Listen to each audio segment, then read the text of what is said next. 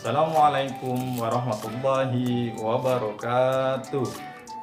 Apa kabar anak-anakku semua? Semoga selalu dalam keadaan sehat walafiat dan tetap semangat.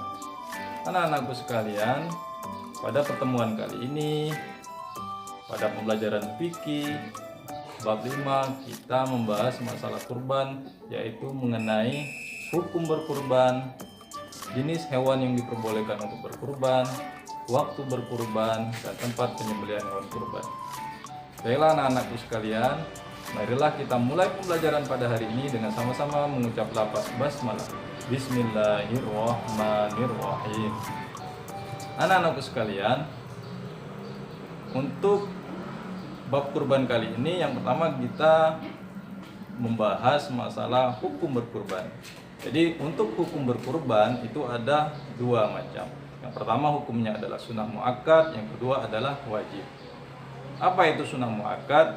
Sunnah muakkad adalah apabila kita kerjakan kita mendapat pahala, dan apabila kita tinggalkan kita tidak mendapatkan dosa. Anak-anak sekalian, di sini adalah hukumnya sunnah muakkad, berarti sunnah yang sangat dikuatkan, yang diharuskan. Dia apabila orang mempunyai kelebihan harta, mampu untuk berkurban, maka sangat dianjurkan untuk berkurban.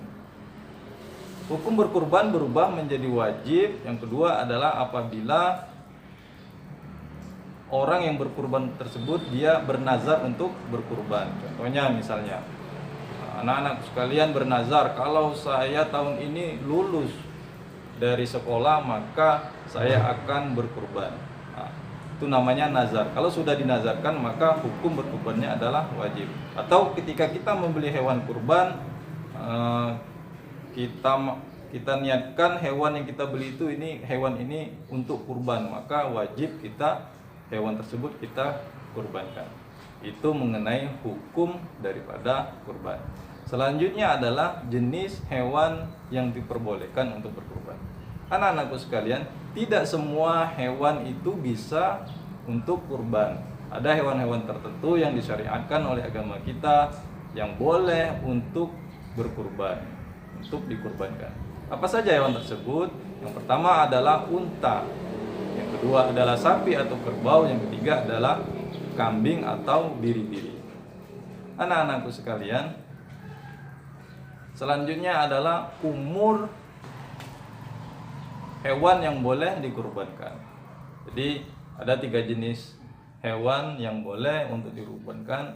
Yang pertama adalah unta, sapi atau kerbau, yang ketiga adalah kambing atau biri-biri. Untuk unta, umur hewan tersebut boleh dikurbankan ketika berumur 5 tahun atau lebih. Jadi umur 5 tahun atau masuk 6 tahun. Itu yang pertama untuk unta. Yang kedua adalah sapi atau kerbau. Untuk sapi atau kerbau ini boleh dikurbankan ketika berumur 2 tahun lebih atau masuk 3 tahun. Dan yang ketiga yaitu kambing. Kambing juga sama dengan sapi, yaitu berumur 2 tahun atau masuk 3 tahun. Atau setelah giginya berganti. Dan yang untuk biri-biri berumur 1 tahun atau lebih, atau ketika masuk 2 tahun, atau juga ketika giginya telah berganti. Nah, itulah umur hewan yang boleh dikurbankan. Anak-anakku sekalian, selanjutnya adalah waktu pelaksanaan hewan kurban. Kapan kita boleh melaksanakan hewan kurban? Anak-anakku sekalian, perlu diketahui bahwa tidak setiap waktu kita boleh berkurban, atau tidak setiap bulan kita boleh berkurban. Ada waktu yang dibolehkan, disyariatkan untuk berkurban. Kapankah itu?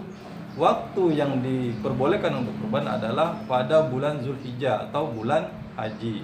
Tepatnya pada tanggal 10 Zulhijjah sampai tanggal 13 Zulhijjah. Untuk permulaan awal mula diperbolehkan berkurban yaitu setelah sholat Idul Adha.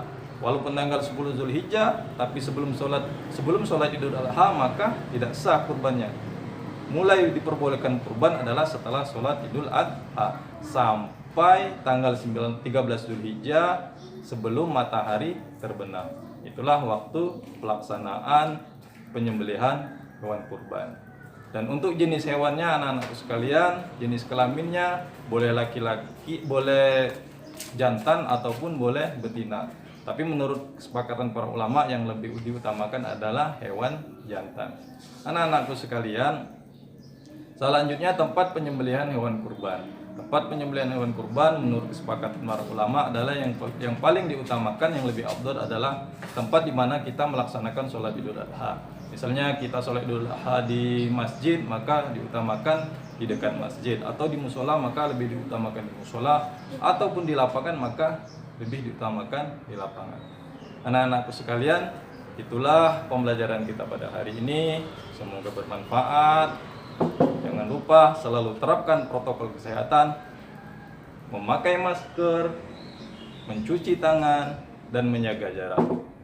Itu saja pembelajaran kita, semoga bermanfaat. Wallahu muwaffiq ila aqwamit thoriq. Wassalamualaikum warahmatullahi wabarakatuh.